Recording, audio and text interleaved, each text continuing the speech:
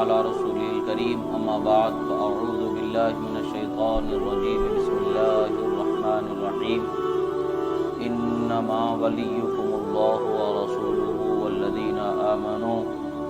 صدق الله مولانا العظيم وصدق رسوله النبي الأمين الكريم ونحن على ذلك لمن الشاهدين والشاكرين والحمد لله رب العالمين۔ ایک مرتبہ درود شریف پڑھیں، اللہم صلی علی سیدنا نبینا مولانا محمد عدد ما فی علم اللہ صلاۃ دائمۃ بدوام ملک اللہ وعلی آلہ واصحابہ اجمعین۔ ایک مرتبہ اور نبی اور آل نبی پر درود شریف پڑھیں، اللہم صلی علی سیدنا نبینا مولانا محمد عدد ما فی علم اللہ صلاۃ دائمۃ بدوام ملک اللہ وعلی آلہ واصحابہ اجمعین۔ اللہ رب العزت کا بے پناہ شکر احسان کہ اللہ رب العزت نے ہمیں اس کے حبیب صلی اللہ تعالی علیہ وسلم کا سچا چاہنے والا بنایا اور اس کے پیغام دین حق کی شریعت پر چلنے والا بنایا، اس کو ماننے والا بنایا، صحیح عقیدہ رکھنے والا بنایا، اس کے نیک بندے اولیاء صالحین کا چاہنے والا بنایا۔ یہ اللہ رب العزت کی مہربانی ہے کہ اللہ رب العزت نے ہمیں یہ نعمتیں عطا فرمایا۔ اللہ تبارک و تعالی جب کسی بندے پر مہربانی کا ارادہ فرماتا ہے، جب اس پر اللہ تبارک و تعالی بھلائی کا ارادہ فرماتا ہے، اس بندے کو دین کی صحیح سمجھ اللہ تعالی عطا فرما دیتا ہے۔ جب بندے کو دین کی صحیح سمجھ عطا ہو جاتی ہے تو وہ برے راستے سے ہٹ جاتا ہے، سیدھے راستے پر قائم ہو جاتا ہے، اور اللہ تبارک و تعالی کے شکر میں وہ بندہ اپنی زندگی گزارنے لگتا ہے۔ اگرچہ وہ عمل کے میدان میں کمزور ہوتا ہے مگر توبہ کے دروازے کو مضبوطی سے پکڑا ہوتا ہے، خدا کی رحمت کے قریب ہو جاتا ہے۔ ایک دن وہ آتا ہے کہ اللہ تبارک و تعالیٰ کی رحمت سے اسے بے پناہ حصہ میسر آ جاتا ہے۔ عزیزان محترم، اللہ تبارک و تعالیٰ نے دنیا میں اپنے نیک بندوں کا وجود بڑی عظمت کے لیے رکھا ہے، اور اس وجود سے ہمارے لیے بے پناہ برکتیں اللہ تعالیٰ نے عطا فرمایا۔ اولیاء صالحین کا وجود ہمارے لیے یقیناً اللہ کی رحمت کے حصول کا ذریعہ ہے، اور اللہ کی بارگاہ میں ہمارے لیے ایسا عظیم وسیلہ ہے کہ اس وسیلے سے جب ہم اللہ کی بارگاہ میں دعاؤں کو کرتے ہیں تو یقیناً اللہ تعالیٰ ان دعاؤں کو پورا فرما دیتا ہے۔ اور اللہ کے ولیوں کی شان یہ ہوتی ہے کہ جب بھی وہ اللہ تعالیٰ کی بارگاہ میں دست دعا کو طلب کرتے ہیں، اٹھاتے ہیں، دراز کرتے ہیں، مانگتے ہیں اللہ تعالیٰ کی بارگاہ میں، تو اللہ تعالیٰ ان کی دعا کو ضرور پورا فرما دیتا ہے، ضرور قبول فرما لیتا ہے۔ اللہ کے رسول صلی اللہ تعالیٰ علیہ وسلم کے ارشاد گرامی ہے، حدیث مبارکہ ہے، صحیح مسلم شریف کی حدیث ہے، حدیث مبارکہ ہے، اللہ کے رسول صلی اللہ تعالیٰ علیہ وسلم ارشاد فرماتے ہیں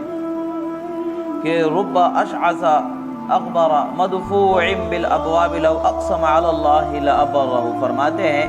کچھ ایسے بھی اللہ کے بندے ہوتے ہیں کہ دیکھنے میں جن کی حالت اگرچہ بہت ہی زیادہ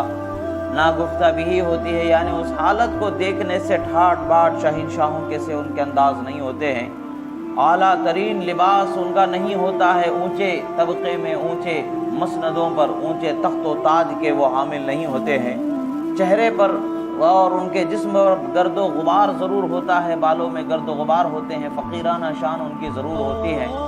مگر جب وہ اللہ تعالیٰ کی بارگاہ میں قسم اٹھا لیتے ہیں تو اللہ تعالیٰ ان کی بات کو ضرور پورا فرما دیتا ہے۔ اللہ کے ولیوں کی شان یہ ہوتی ہے کہ وہ اللہ کی بارگاہ میں طلب کرتے ہیں تو اللہ تبارک و تعالیٰ ان کی اس طلب کو ضرور پورا فرما دیتا۔ اللہ تبارک و تعالیٰ کی بارگاہ میں جب وہ مانگتے ہیں تو اللہ تبارک و تعالیٰ انہیں پورا فرما دیتا ہے۔ اس حدیث مبارکہ کے متعلق سے جو ہے حضرت امام نووی علیہ رحمت و رضوان ارشاد فرماتے ہیں کہ ای لو حلف علی وقوع شیء اوقعه اللہ اکراما له باجابت سؤاله وصیانته من الحنث فی یمینہ، فرماتے ہیں اگر وہ بندہ اللہ کی قسم اٹھا لیتا ہے کہ یہ کام ہو جائے گا، اللہ کی ذات پر بھروسہ رکھتے ہوئے اللہ کی بارگاہ میں جو اسے قبولیت کا مقام عطا ہوا ہے، اور اللہ تعالیٰ اس پر جو مہربانی فرماتا ہے، جو منزلت اللہ کی بارگاہ میں ہے، اس پر وہ بھروسہ کرتے ہوئے اللہ کی بارگاہ میں قسم اٹھا لیتا ہے تو اللہ تبارک و تعالیٰ اسے جھوٹا لوگوں میں ثابت نہیں کرتا۔ اللہ تبارک و تعالیٰ اسے جھوٹا لوگوں میں نہیں بتاتا ہے، اس کو قسم توڑنے والا نہیں بتاتا ہے، بلکہ اس کی بات کے بھرم کو رکھنے کے لیے اللہ تعالیٰ اس کی بات کو پورا فرما دیتا ہے۔ ایک یہ معنی ہوتا ہے، پھر فرماتے ہیں کہ وقیل معنی اس کے معنی یہ کہ یہ بھی ہیں کہ وہ حقیقت میں دعا کرتا ہے اور اللہ تعالیٰ اس کی دعا کو پورا فرما دیتا ہے۔ یہ اللہ تبارک و تعالیٰ اس بندے کی دعا کو ضرور پورا فرما دیتا ہے۔ اہل سنت یہی کہتے ہیں کہ اللہ کے ولی جب اللہ کی بارگاہ میں اپنے دعا کے ہاتھ بلند کرتے ہیں تو اللہ تعالیٰ ضرور قبول فرما لیتا ہے۔ اور دعا کے لیے جسم کا روح کا ایک ساتھ ہونا ضروری نہیں ہے، جسم اور روح جدا بھی ہو جائے تو روح کا دعا کرنے کا حصہ قائم رہتا ہے قیامت تک کے لیے۔ روح کو یہ اختیار ہے مومنوں کی کہ وہ دعا کرتے ہیں اور اللہ تعالیٰ ان کی دعاؤں کو قبول فرماتا ہے۔ احادیث مبارکہ سے اس کی صراحت ہمیں ملتی ہے، جیسا کہ احیاء المواد کے اندر بھی اس کے متعلق سے ملتا ہے، اور شاہ عبدالعزیز محدث دہلوی رضی اللہ تعالیٰ عنہ کے حدیث کی شرح جو اشیاءۃ الامعاد وغیرہ مستند کتابیں ہیں اس میں اس کے حوالے ملتے ہیں کہ روح جو ہے انسان کے حق میں، جو ان کے زندہ ہیں ان کے حق میں، جو جسم و روح کے ساتھ دنیا میں ہیں ان کے حق میں دعا کرتی ہے تو اللہ تبارک و تعالیٰ اس کی دعا کو قبول فرماتا ہے۔ بہرحال وہ موضوع انشاءاللہ پھر کبھی کسی اور دوسرے موضوع پر اس پر گفتگو ہوگی۔ عرض یہ ہے کہ اللہ تبارک و تعالیٰ کے کچھ ایسے بھی بندے ہوتے ہیں اللہ کی بارگاہ میں اگر وہ قسم اٹھا لیتے ہیں، یعنی اللہ کی بارگاہ میں دعا کرتے ہیں، یقیناً اللہ تبارک و تعالیٰ ان کی دعاؤں کو قبول فرماتا ہے اور ان کی کہی ہوئی بات کو پورا فرما دیتا ہے اور انہیں لوگوں میں جھوٹا نہیں ہونے دیتا ہے، ان کو سچا ہی اللہ تعالیٰ ثابت رکھتا ہے۔ تو اسی کو اقبال نے کہا، فانوس بن کر کے جس کی حفاظت ہوا کرے وہ شمع کیا بجھے جسے روشن خدا کرے۔ یعنی اللہ کے ولیوں کی زبان کی بولی کو سنبھالنے والا خود رب تعالیٰ ہے تو پھر ان کا کہا کیسے پورا نہیں ہو سکتا ہے؟ جب وہ کہتے ہیں تو اس کا پورا کرنے والا رب ہے، تو جب رب ان کا کہی بات کو پورا کرنے والا ہے تو وہ بندوں میں رسوا کیسے ہو سکتے ہیں، جھوٹے کیسے ہو سکتے ہیں، اور ان کی کہی ہوئی بات پوری نہ ہونا یہ کیسے ہو سکتا ہے؟ بلکہ ان کی کہی بات، ان کی زبان سے نکلے ہوئے جملے یقیناً اللہ تبارک و تعالیٰ پورا فرما دیتا ہے۔ اور ان عظیم ہستیوں میں اولیاء کاملین کے متعلق سے اللہ تبارک و تعالیٰ نے فرمایا کہ وَلَقَدْ كَتَبْنَا فِي الزَّبُورِ مِن بَعْدِ الذِّكْرِ أَنَّ الْأَرْضَ يَرِثُهَا عِبَادِيَ الصَّالِحُونَ، اور ہم نے زبور میں بہت پہلے ہی بیان کر دیا حضرت داؤد علیہ نبینا علیہ السلام پر نازل کی جانے والی کتاب میں، یعنی زبور وہی کتاب ہے جو حضرت داؤد علیہ نبینا علیہ السلام پر نازل کی گئی کتاب ہے، اس میں ہم نے بہت پہلے ہی بیان کر دیا کہ زمین کے وارث، زمین کے مالک اللہ تعالیٰ نیک بندوں کو بناتا ہے، اولیاء کو بناتا ہے جو اس کے نیک اطاعت گزار فرما بردار بندے ہوتے ہیں، اور مالک جب تصرف کرتا ہے تو زمین ان کے اشاروں پر چلتی پھٹکتی نظر آتی ہے، جیسے وہ حکم فرماتے ہیں اسی طریقے سے اس پر عمل ہوتا نظر آتا ہے۔ عزیزان محترم، اولیاء کاملین کی زندگی کو اللہ تبارک و تعالیٰ نے بہت ہی بلند و بالا مقام عطا فرمایا ہے۔ ان عظیم ہستیوں میں، ان بلند و بالا مقام پانے والے بزرگوں میں ایک وہ عظیم ہستی ہے جن کو حضرت سلطان الاولیاء امام احمد کبیر رفاعی علیہ رحمت و رضوان کے نام سے جانا جاتا ہے۔ آپ غوث اعظم رضی اللہ تعالی عنہ کے بعد منصب ولایت عظمیٰ پر غوث اعظم کی نیابت پر فائز ہونے والے عظیم بزرگوں میں آپ کا شمار ہوتا ہے، اور آپ عظیم وہ ہستی ہیں کہ جنہوں نے غوث اعظم رضی اللہ تعالی عنہ کے فرمان کو جب آپ نے فرمایا تھا قدمی ھذہ علی رقبۃ کل ولی اللہ، میرا یہ قدم روئے زمین کے ہر ولی کے گردن پر ہے، آپ نے سر تسلیم خم فرمایا اور آپ کی شان ولایت کو، آپ کی بزرگی کو، مرتبے کو تسلیم فرمایا، گردن پر سرکار کا قدم رکھا۔ اور بعض روایتوں میں آتا ہے کہ 5 طرق سے آپ کو جو خلافت حاصل ہے ان میں سے ایک طریقہ حضرت غوث اعظم رضی اللہ تعالیٰ عنہ سے بھی آپ کو خلافت کا عطا ہوا ہے، اور آپ نے غوث اعظم رضی اللہ تعالیٰ عنہ سے بھی خرقہ خلافت کو پہنا ہے۔ عزیزان محترم، حضرت امام احمد کبیر رفاعی علیہ رحمت و رضوان اللہ کے ان عظیم محبوب بندوں میں ہیں کہ جن کے ولایت اور جن کے کرامت آج بھی دنیا اپنی آنکھوں سے دیکھتی ہے، اور ان کے نام لیوا دنیا میں ان کا نام لے کر کے ایسے ایسے خرق عادت چیزوں کو رونما کر دیتے ہیں کہ دیکھنے والوں کی عقلیں حیران رہ جاتی ہیں کہ کیا کبھی ایسا بھی ہو سکتا ہے، کیا کبھی ایسا بھی ہو سکتا ہے؟ یقیناً ہوتا ہے۔ جب اللہ کا بندہ اللہ کی بارگاہ میں دعا کرتا ہے خدا اسے پورا فرما دیتا ہے، اس دعا کو یقیناً قبول فرما دیتا ہے، اس ہونے کو جو طلب کیا اسے ضرور پورا فرما دیتا ہے۔ حضرت امام احمد کبیر رفاعی رضی اللہ تعالیٰ عنہ ایک مرتبہ آپ کے جو مریدین تھے، وہ مریدین ایک مرتبہ حال ایسا ہوا کہ آپ کے مریدین نے چند جانوروں کو ذبح کر کے ان کے سروں کو پایوں کو اٹھا لیا تھا۔ حضرت امام احمد کبیر رفاعی رضی اللہ تعالیٰ عنہ کو بکرے کا سرا پایا زیادہ پسند تھا۔ یہی وجہ ہے کہ آج بھی ان کی فاتحہ جب سالانہ کی جاتی ہے تو یقیناً اس میں سرا پایا کا ضرور بالخصوص اہتمام کیا جاتا ہے۔ آپ کی وہ چونکہ پسندیدہ غذا تھی، مرید کو اپنے مرشد کی خواہش کا خیال ہوتا ہے، مرید اپنے مرشد کی خواہش کو پورا کرنے میں وہ مگن ہوتا ہے۔ وہ تو حضرت امام احمد کبیر کی بارگاہ میں رہنے والے، وہ ان کو تو کیا خیال ہوگا، انہیں تو بس یہ خیال ہوگا کہ بھئی میرے شیخ جس چیز کو پسند کر لے مجھے ان کی بارگاہ میں پیش کرنا ہے، کوئی اور دوسرا خیال نہیں ہوتا ہے۔ حال یہ ہوا کہ انہوں نے بکریوں کے سروں کو ذبح کر کے جدا کر لیا، پیروں کو الگ کر لیا، تو بادشاہ کے پاس وہ شکایت پہنچی کہ یہ لوگ اس طریقے سے کرتے ہیں، تو بادشاہ نے لشکر کو بھیجا اور جا کر کے انہیں سزا دینے لگے اور وہاں انہیں مارا جانے لگا، پیٹا جانے لگا۔ ان کی شکایت اور بادشاہ کی طرف سے ان کے ساتھ یہ معاملہ ہونے لگا، تو آخر کار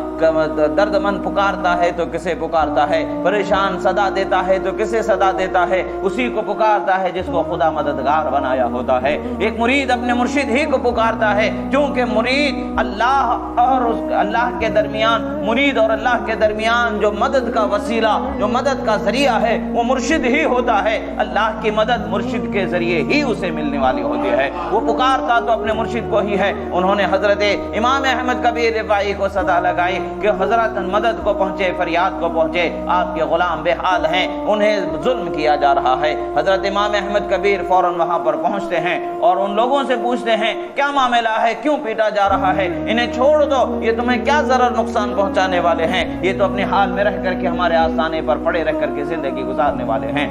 بادشاہ کے جو خدام تھے، جو فوج تھی، انہوں نے کہا کہ حضرت یہاں پر معاملہ دیکھیں کہ بکریوں کے سروں کو جدا کر لیا گیا ہے، جسموں کو پھینک دیا گیا ہے، سرے پائے کو الگ کر لیا گیا ہے، انہوں نے اس طریقے کے معاملات کیے ہیں۔ جو اس کا مالک تھا اس سے بھی اجازت نہیں لی انہوں نے جس کا بکرا ملا اس کو پکڑ کر کے انہوں نے کر دیا۔ حضرت امام احمد کبیر نے انہیں نصیحت فرمائی کہ کسی کے مال کو بغیر اجازت کے نہیں لینا چاہیے، اور پھر آپ نے فرمایا کہ انہیں چھوڑ دو، انسان سے غلطی ہوتی ہے، ان سے غلطی ہوئی ہے، مگر معاملہ ہوا کہ بھئی جو مال گیا ہے اس کا کیا معاملہ ہوگا، جو جانور ذبح ہو چکے، جو مر گئے، ان کا کیا معاملہ ہے۔ حضرت امام احمد کبیر نے سارے بکریاں جو کٹے ہوئے پڑے ہوئے تھے سب کو سامنے رکھوایا اور پھر اللہ کا نام پڑھا کہ قم باذن اللہ جو فرمایا، تو ہر بکری اٹھ کر کے دوڑتی ہوئی نظر آ گئی، وہ اپنے مالک کے پاس چلتی چلی جاتی ہے۔ یہ اللہ کے بندوں کو اللہ تبارک و تعالی وہ شان عطا فرماتا ہے کہ ان کی زبان سے جملہ نکلتا ہے، خدا ادھر پورا فرما دیتا ہے۔ یہ تو بکریوں کا زندہ ہونا تو بڑی کیا بات ہے، وہ تو حضرت امام احمد کبیر رفاعی رضی اللہ تعالی عنہ کی شان ایسی عظیم شان ہے کہ آپ کی بارگاہ میں ایک جلیل القدر بزرگ جنہیں ابو البرکات کہا جاتا تھا، وہ آپ کی بارگاہ میں ایک مرتبہ حاضر ہوتے ہیں۔ آپ کے خادم کی بارگاہ، آپ کی بارگاہ میں رہنے والے آپ کے ایک بڑے چہیتے مرید تھے جو ہمیشہ آپ کی بارگاہ میں ہوا کرتے تھے، آپ کی خدمت پر مامور ہوا کرتے تھے۔ شیخ ابو البرکات کرمانی علیہ رحمت و رضوان حاضر ہوتے ہیں، اور ابن الغنائم الواسطی علیہ رحمت و رضوان جو حضرت امام احمد کبیر رفاعی رضی اللہ تعالیٰ عنہ کے خادم اور آپ کے چہیتے مریدوں میں سے ایک تھے، ہمیشہ آپ کے خدمت میں ہوا کرتے تھے۔ آپ کی برکات سے ان کا سینہ مالا مال تھا، ان کے عرفان معرفت کو انہوں نے حضرت امام احمد کبیر رفاعی علیہ رحمت و رضوان سے خوب حاصل کیا تھا۔ ایک مرتبہ حضرت شیخ ابو البرکات حضرت کی خدمت میں آتے ہیں، ملاقات ہوتی ہے، گفتگو ہوتی ہے، وہ آ کر کے پوچھتے ہیں اے ابن الواسطی، ابن الغنائم الواسطی، بتاؤ تمہارا کیا حال ہے اور تمہارے شیخ کا کیا حال ہے، تمہارے مرشد کا کیا حال ہے۔ حضرت ابن الغنائم کو یہ بات اچھی نہیں لگی، انہوں نے کہا کہ میرا کیا حال ہوگا وہ تو ہوگا ہی، میرے شیخ کا کیا حال ہے وہ تو تم کیا جانو، پہلے اپنا حال بتاؤ، تمہارا کیا حال ہے، تم کس حال میں پہنچے ہوئے ہو۔ وہ فرماتے ہیں اللہ تبارک و تعالیٰ کا مجھ پر بے پناہ کرم ہے کہ اللہ تبارک تبارک و تعالی مجھ پر ہر روز دن اور رات میں ہزار مرتبہ مجھ پر تجلی فرماتا ہے اور اس کے نورانی تجلیوں کا میں مشاہدہ کرنے والا ہوں۔ یہ اللہ کا مجھ پر ایسا کرم ہے گویا کہ میرے دن کا ہر حصہ ان تجلیات کے مشاہدے ہی میں گزرتا ہے، رات کا ہر حصہ ان تجلیات کے مشاہدے ہی میں گزرتا ہے۔ اور گفتگو کرنے کے بعد وہ جانے کا ارادہ کرتے ہیں۔ حضرت ابن الغنائم کہتے ہیں اے ابو البرکات کرمانی رک جائیے تھوڑا، اتنی دور تو آئے ہوئے ہیں، میرے شیخ اور عاد و وظائف معمولات میں اپنے حجرے میں مشغول ہیں، کچھ دیر میں ابھی وہ تشریف لاتے ہیں، ان سے بھی ملاقات کر کے چلے جائیے، اور اپنے اوپر ہونے والے انعامات کو تو تم نے دیکھا ہے، مگر میرے شیخ کے انعام کو بھی ذرا دیکھ کر کے ملاحظہ کر کے جائیے۔ آپ نے بیان فرمایا کہ انہوں نے کہا کہ مجھ پر جب اللہ تبارک و تعالیٰ کے ہر دن اور رات میں ہزار مرتبہ تجلی ہو رہی ہے تو پھر مجھے تمہاری اور تمہارے شیخ کی کیا ضرورت ہے، مجھ پر خدا کا براہ راست انعام ہو رہا ہے۔ حضرت ابو البرکات کے اس جواب پر ابن الغنائم جلال میں آ جاتے ہیں، کہتے ہیں حضرت ابو البرکات سنیں، ہر بندے پر جو تجلی ہوتی ہے اس کے مقام کے لحاظ سے ہوتی ہے، اس کے لحاظ سے ہوتی ہے، مگر کچھ ایسے خاص بندے ہوتے ہیں جن پر تجلی خدا اپنی شان کے لائق فرماتا ہے، اپنے اکرام کے لائق فرماتا ہے، جس لائق انہیں خدا بنایا ہوتا ہے اس لائق ان پر اکرام فرماتا ہے۔ ابھی ٹہل جائیے، تھوڑی دیر کے لیے رک جائیے، آپ کو پتہ چل ہی جائے گا کہ کیا تجلی تم پر ہوتی ہے اور کیا تجلی جو حضرت امام احمد کبیر پر ہوتی ہے۔ حضرت امام احمد کبیر رفاعی رضی اللہ تعالیٰ عنہ کچھ ہی دیر بعد اپنے حجرے سے باہر تشریف لاتے ہیں۔ حضرت ابو البرکات نے جیسے ہی ان کے قلب اطہر پر نظر فرمائی تو ایک زبان سے ان کی ایسی دردناک چیخ نکلتی ہے اور اسی جگہ پر وہ گر کر کے دنیا سے رخصت ہو جاتے ہیں، موت کے دروازے سے گزر جاتے ہیں۔ حضرت ابن الغنائم پوچھتے ہیں حضور کیا معاملہ ہے، کیا ماجرا ہے؟ ان کا تو دعویٰ تھا کہ 1000 مرتبہ تجلی ان کے دل پر ہوتی ہے دن میں، 1000 مرتبہ تجلی ان کے دل پر ہوتی ہے رات میں، ان تجلی کے 1000 مرتبہ توجہ کو ان کا قلب برداشت کرنے والا ہو گیا، مگر ایک جھلک آپ کے قلب کو انہوں نے دیکھا تو دنیا سے رخصت ہو گئے۔ فرمایا کہ معاملہ یہ ہے کہ ان کے قلب پر جو تجلی ہوتی ہے وہ عکس کا عکس ہوا کرتی ہے۔ اللہ تبارک و تعالیٰ تمہارے مرشد یعنی امام احمد کبیر فرماتے ہیں میرے قلب پر بہت خاص تجلی فرماتا ہے کہ اس تجلی کو بغیر عکس کے جب انہوں نے دیکھا تو اس کی تاب نہ لا سکے اور دنیا سے رخصت ہو چکے اور دنیا سے وہ ان کو جانا نصیب ہو گیا، یعنی وہ فنا باللہ کے مرتبے پر پہنچ گئے۔ بتایا کہ یہ ابھی فنا باللہ باقی باللہ کی منزل پر پہنچنا تو بہت دور کی بات ہے، یہ ابھی فنا باللہ کے مرحلے تک نہیں پہنچے تھے، سیر الی اللہ کی منزل پر ان کے قدم تھے، فنا باللہ کے مرتبے پر نہیں پہنچے، پھر باقی باللہ کے مرتبے پر نہیں، اور اللہ نے مجھے باقی باللہ کے اس عظیم مرتبے پر عظیم مسند پر سرفراز فرمایا ہے کہ اولیاء زمانہ کو اللہ تبارک و تعالیٰ نے میرا حاجت مند بنایا ہے، یعنی تمام اولیاء زمانہ مسترب میری طرف رخ کرتے ہیں، یعنی قطبیت کبریٰ جو ولایت عظمیٰ جسے کہا جاتا ہے وہ عظیم منصب ایسا ہوتا ہے کہ زمانے کے سارے اولیاء اسی طرف حاجت مند ہوتے ہیں، اسی طرف رجوع لائے بغیر چارہ نہیں ہوتا ہے۔ پھر اس کے بعد میں حضرت ابن الغنائم فرماتے ہیں کہ میں نے ان کو غسل دیا، کفن پہنایا، اب قریب تھا کہ نماز پڑھا کر کے دفنانے کا انتظار تھا، میں نماز پڑھا کے دفنانا ہی چاہ رہا تھا کہ میرے شیخ حضرت امام احمد کبیر رفاعی علیہ رحمت و رضوان تشریف لاتے ہیں۔ تشریف لانے کے بعد ان کے سرہانے کچھ دیر بیٹھ جاتے ہیں اور آپ کچھ دیر مراقبہ فرماتے ہیں، اس کے بعد آپ کا چہرہ زرد ہو جاتا ہے، پھر کچھ دیر کے بعد میں آپ کھڑے ہو جاتے ہیں اور فرماتے ہیں قم باذن اللہ، اٹھو خدا کے حکم سے کھڑے ہو جاؤ، تو حضرت ابو البرکات کھڑے ہو جاتے ہیں، زندگی خدا انہیں عطا فرما دیتا ہے۔ معاملہ یہی ہے کہ اللہ کے رسول نے فرمایا کچھ ایسے اللہ کے بندے ہیں وہ اگر رب تعالیٰ کی بارگاہ میں قسم اٹھا لیتے ہیں تو اللہ تبارک و تعالیٰ ان کی بات کو ضرور پورا فرما دیتا ہے۔ یہ اللہ کے ان عظیم بندوں میں اللہ نے شمار فرمایا تھا۔ عزیزان محترم، آج ہم اور آپ ایک دوسرے کو دیکھ کر کے ایک دوسرے پر قیاس کر کے ان عظیم ہستیوں پر کیا اندازہ کر سکتے ہیں، ان پر کیا گفتگو کی جا سکتی ہے جن لوگوں نے اپنی زبانوں کو بے لگام کر دیا ان بزرگ ہستیوں پر، انہوں نے ان بزرگ ہستیوں کے حقیقت حال پر نظر نہیں کی۔ ہاں جن کی نظر ان کی حقیقت حال تک بھی رسائی ہو جائے جن کی نظر کی تو ان کی زبان و قلم فکر و نظر سمجھ جاتے ہیں۔ ہاں جن کو دنیا ہی کے درنگینیوں میں دیکھنا بھٹکنا مقدر ہو گیا ہے وہ اہل اللہ کے مراحل کو، اہل اللہ کے منازل کو، اہل اللہ کے مقامات کا وہ کیا اندازہ لگا سکتے ہیں۔ عزیزان محترم، حضرت امام احمد کبیر نے جب انہیں زندگی عطا فرما دی، خدا کے حکم سے انہیں زندگی مل گئی، اس کے بعد حضرت ابوالبرکات فرماتے ہیں میں اس کے بعد پھر 20 یا 40 سال تک حضرت امام احمد کبیر کی خدمت میں رہا، اور میں نے ان سے اکتساب فیض کیا، میں نے توبہ کی ان کی بارگاہ میں، میری توبہ کو قبول کیا گیا اور مجھے وہ مقام عطا کیا گیا جس کے لائق میں نہیں تھا، مگر شیخ کے کرم سے مجھے وہ مقام عطا فرمایا گیا۔ عزیزان محترم، یہ معاملات ایسے ہوتے ہیں کہ جس کا ہم اندازہ ہی نہیں کر سکتے ہیں، سوچ بھی نہیں سکتے ہیں کہ اللہ کے ولیوں کی کیا شان ہوتی ہے، اللہ کے بزرگوں کی کیا شان ہوتی ہے۔ اللہ کے محبوب جو بندے ہیں وہ اللہ کے ایسے عظیم محبوب ہوتے ہیں کہ اللہ تعالیٰ انہیں بزرگ بنایا ہوتا ہے، شان والا بنایا ہوتا ہے۔ اللہ تبارک و تعالیٰ مخلوق میں انہیں فائز فرمایا ہوتا ہے، اونچے مقام پر، وہ اعلیٰ مقام پر ہوتے ہیں۔ ان کے وجود کی برکتوں سے ساری مخلوق کو اللہ تبارک و تعالیٰ نعمتیں عطا فرماتا ہے، عظمتیں عطا فرماتا ہے، ان کی پریشانیاں، ان کی زندگی کے مراحل کو اللہ تعالیٰ پورے فرماتا ہے۔ حضرت امام احمد کبیر رفاعی رضی اللہ تعالیٰ عنہ کے ایک اور مرید تھے جن کا نام حضرت جمال الدین خطیب تھا، وہ اپنے شیخ حضرت امام احمد کبیر رفاعی علیہ رحمت و رضوان کے پاس پہنچتے ہیں۔ ان کے ایک اور پیر بھائی تھے جن کو غالباً عبد المنعم کے نام سے جانا جاتا تھا، کہ وہ کہتے ہیں کہ حضرت میں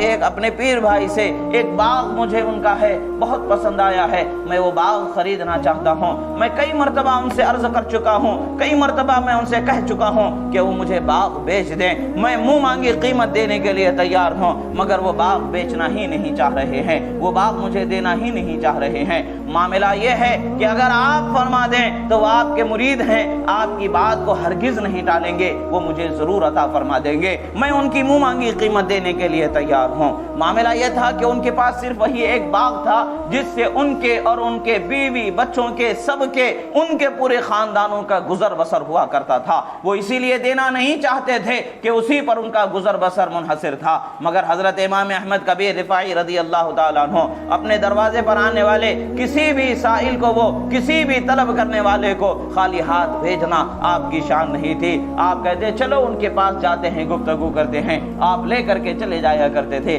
آپ کی ایک عادت تھی، بہت ہی عظیم عادت تھی، آپ کو اگر کوئی چھوٹا سا بچہ بھی آ کر کے سفارش کے لیے کہتا کہ حضرت آپ میری سفارش فلاں کے پاس کر دیں، تو آپ بلا تعمل اس کی سفارش کو کرنے کے لیے، پورا کرنے کے لیے کھڑے ہو جاتے، اس بچے کے ساتھ قدم رنجا فرما دیا کرتے تھے، آپ چلے جایا کرتے تھے۔ یہ تو بچہ ہے، بڑا ہے، وہ لحاظ نہیں ہوتا تھا، وہ حاجت مند ان کے پاس آتا تو ضرور اس کے حاجت کو پورا کرنا یہ آپ کی شان ہوا کرتی تھی۔ ایسے ہی آپ نے ان کو لیا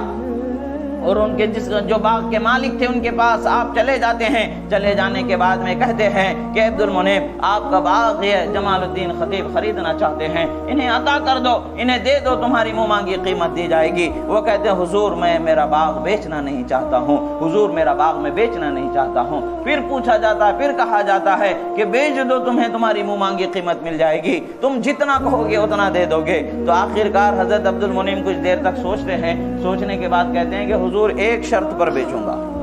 میں جو مانگوں وہ مجھے ملے گا تو بیچوں گا، نہیں تو نہیں بیچوں گا۔ حضرت امام احمد کبیر فرماتے مانگو، جو مانگنا ہے تمہیں ضرور دیا جائے گا، جو مانگنا چاہتے ہو مانگ لو، تم کتنی قیمت اس کی مانگتے ہو۔ اور یہ چونکہ بہت زیادہ قیمت دینے کے لیے پہلے سے تیار بیٹھے ہوئے ہیں، بہت زیادہ قیمت دینے کے لیے پہلے سے تیار ہیں، دینا چاہتے ہیں، جتنا مانگو اتنا دینا چاہتے ہیں۔ حضرت امام احمد کبیر رفاعی رضی اللہ تعالیٰ عنہ نے کہا کہ تم مانگو، کتنا مانگتے ہو تمہیں دیا جائے گا۔ آپ کہتے ہیں حضرت مجھے اس کے پیسے نہیں چاہیے، یہ چاہیے کہ میرے اس باغ کے بدلے مجھے جنت میں ایک باغ چاہیے۔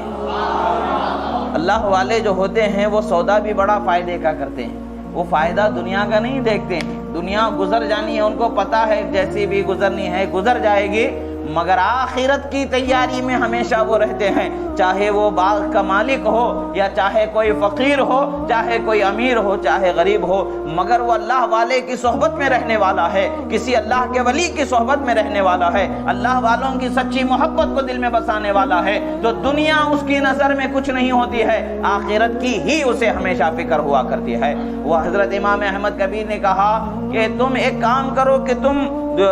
دنیاوی کوئی چیز مانگ لو، تمہیں دے دیا جائے گا، تمہیں کیا چاہیے دنیا کی چیز مانگ لو، کوئی تم دنیا کی کوئی چیز مانگنا چاہو تو مانگ لو، تمہیں دے دیا جائے گا۔ وہ حضرت شیخ اسماعیل ابن عبد المنعم کے بیٹے حضرت اسماعیل تھے کہ وہ کہتے ہیں کہ مجھے دنیا کی کوئی رقم کچھ نہیں چاہیے، مجھے صرف اور صرف جنت کا باغ چاہیے۔ حضرت امام احمد کبیر کچھ دیر تک خاموش ہو جاتے ہیں، اس کے بعد پھر آپ کہتے ہیں کہ ہاں تمہاری طلب کے مطابق تمہیں جنت میں باغ عطا کر دیا جائے گا، تمہیں یہ باغ انہیں عطا کر دو۔ حضرت امام احمد کبیر نے جو کہنا تھا، اتنا کہنے کے بعد انہوں نے کہا کہ حضرت یہ باغ ان کا، مگر مجھے کچھ وصیت بھی تو لکھ دو، تحریر بھی تو لکھ دو، کہ تحریر جو ہوتی ہے بیانہ جو ہوتا ہے کہ کون نے کس کو کیا چیز بیچی، کس نے کس سے کیا چیز خریدی ہے، یہ معاملہ بھی تو ہو جائے۔ اب یہاں پر سودا ہو رہا ہے، بڑے پکے سودا کرنے والے تھے، بڑا پکا انہوں نے سودا کیا۔ آخر کار کاغذ بلایا گیا، حضرت امام احمد کبیر رفاعی علیہ رحمت و رضوان کے ہاتھ میں کاغذ تھمایا گیا۔ حضرت امام احمد کبیر رفاعی علیہ رحمت و رضوان نے بسم اللہ الرحمن الرحیم لکھا، اور لکھا کہ وہ عہد ہے، یہ جو وہ وثیقہ ہے، یہ وہ ضمانت کی بات ہے کہ جو اس میں لکھی جا رہی ہے، یہ وہ خلاصہ ہے جو خرید و فروخت کا جو اس میں تحریر کیا جا رہا ہے۔ پھر فرماتے ہیں ھذا ما اشترى اسماعیل ابن عبد المنعم من عبد الفقیر احمد ابن ابی الحسن الحسینی الرفاعی، فرماتے ہیں یہ وہ خریدنے کا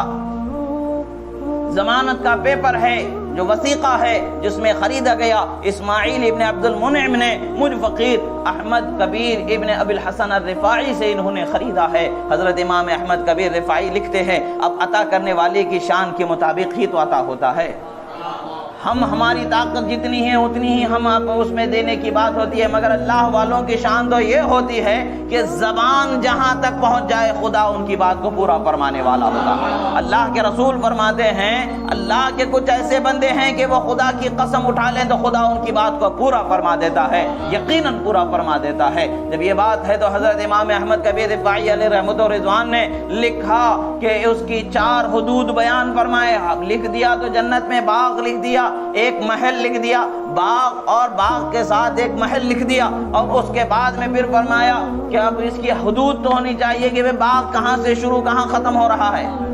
باغ کہاں سے شروع کہاں ختم ہو رہا ہے۔ 4 حدود لکھے جاتے ہیں، کسی چیز کو خریدا جاتا ہے تو چاروں طرف کی حدود کو بیان کیا جاتا ہے کہ اس کے اس طرف کون ہے، اس کے اس طرف کون ہے، اس کے آگے کون ہے، پیچھے کون ہے، آزو کون ہے، بازو کون ہے، یہ سارے طریقے سے لکھا جاتا ہے۔ حضرت امام احمد کبیر رفاعی نے قلم کو جولانیت عطا فرمائی، گویا کہ اللہ کی رحمت کا قلم ان کے ہاتھوں سے چلنا شروع ہو گیا، اور اللہ تبارک و تعالیٰ فرماتا ہے، حدیث قدسی ہے کہ جب میں میرے بندے سے راضی ہو جاتا ہوں، یہ بخاری شریف کی حدیث ہے کہ میں اس کے ہاتھ ہو جاتا ہوں، اس کی زبان ہو جاتا ہوں، یعنی ہاتھ بظاہر اس بندے کے ہوتے ہیں مگر کام وہ ہوتا ہے اس سے جو میری مرضی و خواہش ہوتی ہے، جس کو میں پورا فرمانے والا ہوتا ہوں۔ گویا کہ حضرت امام احمد کبیر تائید ربانی سے لکھنا شروع فرما دیتے ہیں، فرماتے ہیں ایک حصہ اس کا تو جنت عدن ہے، ایک طرف تو جنت ماوا ہے، ایک طرف جنت خلد ہے، تو ایک طرف جنت الفردوس ہے۔ فردوس جنت کا سب سے اعلیٰ درجہ ہے، جنت کے جو درجے ہیں ان درجوں کے متعلق سے لکھا جا رہا ہے کہ ایک طرف جنت عدن ہے، ایک طرف جنت فردوس ہے، ایک طرف جنت ماوا ہے، ایک طرف جنت خلد ہے۔ اس کے بیچ میں جو باغ ہے وہ سارے باغ اس کا ہے، اور اس کے پورے درخت اس کے ہیں، پورے نہریں اس کے ہیں، حور و غلمان جتنی نعمتیں اس میں سب کچھ اس کو عطا کر دیا گیا۔ جب یہ تحریر ہو گئی تو باغ کو انہوں نے حوالے کر دیا، وثیقہ اٹھایا اور لے کر کے دوڑتے چلے اپنے بچوں کے پاس، جا کر کے کہا کہ بچوں باغ کو چھوڑ دو، اب یہ باغ میں ہمارا کوئی تعلق نہیں رہا۔ بچے کہتے ابا کیسی بات کر رہے ہیں، اسی پر تو ہمارا گزارا، اسی پر تو ہمارا بسر ہو رہا تھا، آپ اس کو کیسے بیچ چکے ہیں؟ وہ کہتے ہیں نہیں میں نے بیچ دیا ہے۔ بچے کہتے ہیں کہ ابا آپ کے مال میں کچھ نہ کچھ تو ہمارا حق ہوتا ہے، آپ نے ایسے کیسے بیچ دیا؟ آپ فرماتے ہیں کہ میں نے حضرت امام احمد کبیر کو بیچ دیا۔ پوچھتے کتنے میں بیچا، کیا معاملہ ہوا؟ آپ فرماتے ہیں 1 پیسہ بھی دنیا کا نہیں لیا گیا ہے، 1 ٹکڑا بھی زمین کا دوسری جگہ کا اس کے بدلے میں نہیں لیا گیا ہے، میں نے جنت کے باغ و محل کو، باغ و بہار کو میں نے خرید لیا ہے۔ بچے کہتے ابا جان آپ نے تو بڑے پتے کا سودا کر لیا اور ہمیں چھوڑ دیے، ہم اس وقت تک راضی نہیں ہوں گے جب تک کہ آپ کو جو باغ عطا کیا گیا ہے اس باغ میں ہمارا بھی حصہ آپ تسلیم نہ فرما دیں۔ تو حضرت امام احمد کبیر رفاعی رضی اللہ تعالیٰ عنہ مسکراتے ہیں، آپ کے مرید کہتے ہیں کہ ٹھیک ہے، میرے باغ میں میرے بچوں کا بھی حصہ ہے، میں تم کو بھی اس کا حصہ عطا کرتا ہوں۔ یعنی باپ سے بچے جب تک کہ اس جنت کے باغ میں جو حضرت امام احمد کبیر نے انہیں عطا فرمایا تھا اپنے لیے بھی حصہ نہ طلب کر لیا، اس کا قرار نہ کر لیا، اس وقت تک بچے راضی نہ ہوئے، باغ انہیں دنیا کا سونپ دیا گیا۔ پھر کافی طویل عرصہ وہ حضرت امام احمد کبیر کی صحبت میں رہے، زندگی گزارتے رہے۔ ایک وقت وہ آیا کہ جب ان کو دنیا سے داعی اجل کی دعوت پر لبیک کہہ کر کے جانا ہوا۔ جب وہ دنیا سے جانے کا وقت قریب آ گیا، انہوں نے اپنے بچوں سے کہا یہ وثیقہ جو حضرت امام احمد کبیر کا لکھا ہوا ہے وہ اٹھا کے رکھنا، یہ کاغذ جو میں نے بیچا ہے، وہ بیانہ جو اس میں لکھا گیا ہے، وہ کاغذ مجھے رکھنا، جب مجھے قبر میں اتارنے لگو گے میری کفن میں رکھ دینا، اور میں اللہ کے بارگاہ میں اللہ کے ولی کی بات کو ضمانت کے طور پر میں لے جا کر کے عرض کرنا چاہوں گا۔ معاملہ یہ ہوا، انہیں دفن کر دیا گیا، انہیں ان کی وصیت کے مطابق ان کے سینے میں کپڑا وہ اسی طریقے سے رکھ دیا گیا۔ مگر جب دوسرے دن صبح بچے اپنے باپ کی قبر پر پہنچتے ہیں، وہی کاغذ ہے، پچھلی طرف لکھا ہوا ہے اللہ نے اپنے بندے کے وعدے کو پورا فرما دیا، بلکہ اس سے زیادہ اسے عطا فرما دیا۔ یہ اللہ کے نیک بندوں کا معاملہ ہوتا ہے، اللہ تبارک و تعالیٰ کا کرم ہوتا ہے کہ جب وہ اللہ کی بارگاہ میں طلب کرتے ہیں خدا کی عطا ان کی طلب کے ساتھ ہو جاتی ہے، وہ جو طلب کرتے ہیں وہ عطا ہوتا چلا جاتا ہے۔ یہی وجہ ہے کہ دنیا کو اللہ تبارک و تعالیٰ نے دنیا کو اولیاء اللہ کا تابع فرمایا ہے اور اولیاء اللہ کو اس کا حاکم بنایا ہے۔ اللہ نے بیان فرمایا ہے وَلَقَدْ كَتَبْنَا فِي الزَّبُورِ مِن بَعْدِ الذِّكْرِ أَنَّ الْأَرْضَ يَرِثُهَا عِبَادِيَ الصَّالِحُونَ، اور ہم نے زبور میں واضح طور پر بیان کر دیا کہ زمین کے وارث یعنی زمین کے مالک اللہ کے نیک بندے ہوتے ہیں۔ اور اللہ نے فرمایا انما ولیکم اللہ ورسولہ والذین آمنوا، اللہ ہی تمہاری مدد کرنے والا ہے اور اللہ کے رسول تمہارے مدد کرنے والے ہیں، اور اللہ کے رسول پر اللہ کے دین پر چلنے والے ایمان لانے والے اللہ کے مومن بندے تمہارے مددگار ہیں۔ یعنی اللہ کے نیک بندے بھی مددگار ہیں، اللہ کے رسول بھی مددگار ہیں، اللہ بھی مددگار ہے۔ حقیقت یہ ہے کہ ہر مدد حقیقت میں اللہ ہی کی ہوتی ہے۔ اللہ نے ہمیں اس کی محبوبان خدا کا یہ وسیلہ عطا فرما دیا۔ انبیاء بھی ہمارے مددگار ہیں، صالحین بھی ہمارے مددگار ہیں، یہ ان کی مدد اللہ ہی کی طرف سے ہوتی ہے۔ اللہ تبارک و تعالیٰ ان کے دعا کو ان کے ذریعے سے ان کی دعا کو قبول فرماتا ہے اور ان کے وجود کی برکت سے ان کے ذریعے سے ان کے وسیلے سے ہماری حاجتوں کو پوری فرما دیتا ہے۔ کہ اللہ تبارک و تعالیٰ اپنی شان کو جس طرح چاہے ظاہر فرمائے، یہ اس کی مرضی ہے۔ اللہ نے اپنے محبوب بندوں کی شان و عظمت کو بلند فرمایا، یہ اس کی مرضی ہے، ہمیں اس میں کوئی تعارض ہو ہی نہیں سکتا ہے۔ ہاں ہمیں تو بس ان کے دروازے سے لپٹے رہنا ہے، ان کے نقش قدم پر چلتے رہنا ہے، اسی میں ہماری نجات ہے، اسی میں ہماری کامیابی ہے۔ اللہ تبارک و تعالیٰ سے دعا ہے جو کہا گیا سنا گیا، کہنے میں سننے میں جو غلطی ہوئی اللہ تبارک و تعالیٰ اسے معاف فرمائے، اور جو سچ اور حق کہا گیا مولا تعالیٰ اسے قبول فرمائے۔ کہنے میں، بولنے میں، سمجھنے میں، سمجھانے میں، بتانے میں، روایت میں جو کچھ بھی بیان میں غلطی ہوئی اللہ تعالیٰ اسے معاف فرمائے۔ جو حق و صحیح کہا گیا ہمارے سینوں میں محفوظ فرمائے۔ پروردگار جو بیمار ہے انہیں شفا کاملہ عاجلہ عطا فرما، جو قرض دار ہے انہیں بارے قرض سے سبکدوشی عطا فرما، جن کے گھروں میں جوان بیٹے بیٹیاں بھائی بہن غیر شادی شدہ ان کے شادیوں کے اسباب مہیا فرما، ان کا بہتر و تابدہ مستقبل فرما۔ تمام مومنین مومنات کے رشتے ازواج میں محبت مودت شفقت رحمت عنایت عطا فرما، ظالموں کو نیست و نابود فرما، مظلوم مسلمانوں کی مدد فرما، اسلام کا بول بالا فرما، کفر کا منہ کالا فرما۔ اقول قولی ھذا استغفر اللہ لی ولکم ولسائر المؤمنین وما علینا الا البلاغ المبین برحمتک یا ارحم۔